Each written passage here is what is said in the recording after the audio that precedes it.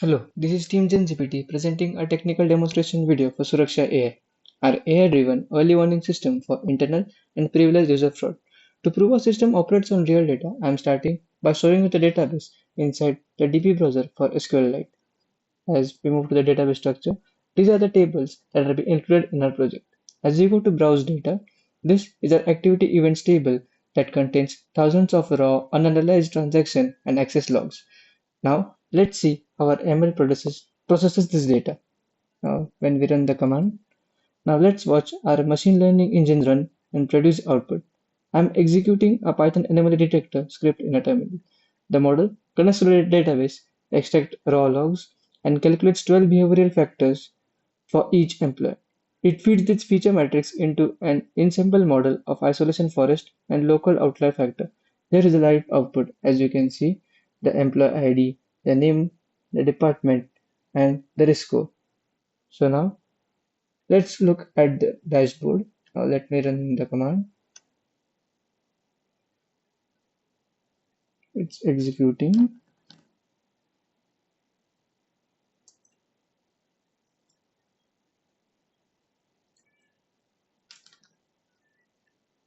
Now let's look at the visualized output on our UI. Firstly, I log in as CISO Rajesh Sharma. As I sign in, we are greeted by a main dashboard displaying the system KPIs, the active alerts, the high-risk users, how many cases are resolved today, what's the system health. It also tells the risk score distribution. Mainly, the risk scores you see here are not hard-coded slides. They are queried directly from the SQL database we updated during our ML model run, as I have shown you before. The top 5 flagged users are also listed here, as you can see. The next is the Alerts tab. When we go to the Alerts tab, when a backend detects an outlier or an active threat, a socket.io WebSocket triggers a live notification here. Alert years are ranked by severity, such as Deepika Iyer's circular transaction or Rajan Mehta's off-hours bulk data download. When we click on Rajan Mehta's, it tells the risk score of Rajan Mehta and it also tells how much confident it is. Such as you can see here, it has a risk score of 91 and the confidence is of 77%. It tells the employee name, department, system, and the timestamp. Here we have an explainable AI. The AI explains here that this alert was triggered because Rajan Mehta accessed 847 customer records at 2:14 a.m. As we go below, there you can also see the activity timeline. What activity has he done in the last 48 hours? As we go down, of all this what we have been seeing here, we can download a STR report. It downloads in a PDF format. As you can see, it started downloading. It's downloaded, and the PDF here shows the employee details, the name of the employee, employee ID, department, role, what's the date of joining. It also tells the summary, what incident occurred and when did it occur. It also tells about the risk score, confidence, and what were the contributing factors at what time, what was the IP address.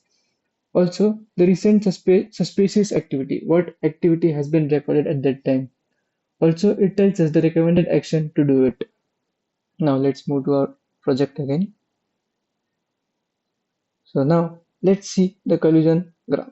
Privileged fraud open involves cooperation. Our interface renders employee interactions using cytoscape.js. Now I will click run collision scan. As you can see, it's run. The backend node.js solver instantly propagates danger weights across the relationship links. Note how the connected dots dynamically recalculate the risks and group into community clusters.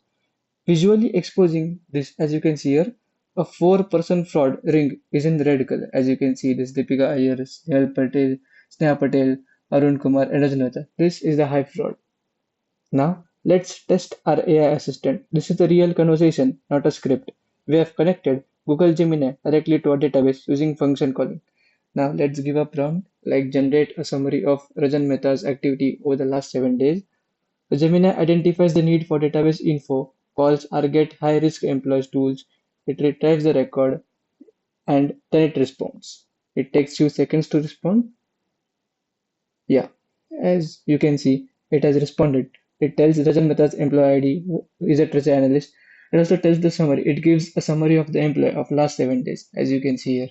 Now, let us give one more prompt, such as show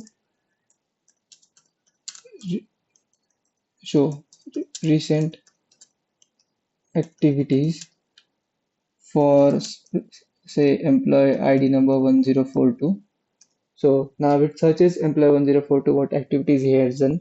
The Gemini calls get recent activity on our SQLite logs and returns the exact data in plain English language. Now it will respond in few seconds, as you can see. Yeah, it responds. It has responded the activities that employee 1042 has done.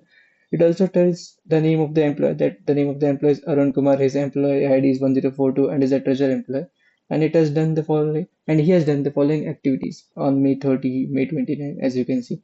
So you can ask anything to a AI assistant. Now let's move to the behavioral analytics. Now, when we go to behavioral analytics, we display a 30-day user baseline and system query distributions. As you can see, the employee Kavita Reddy has a risk score of 94, and there's a 30-day activity trend versus baseline graph, as you can see here. It also shows the system access breakdown graph, as you can see.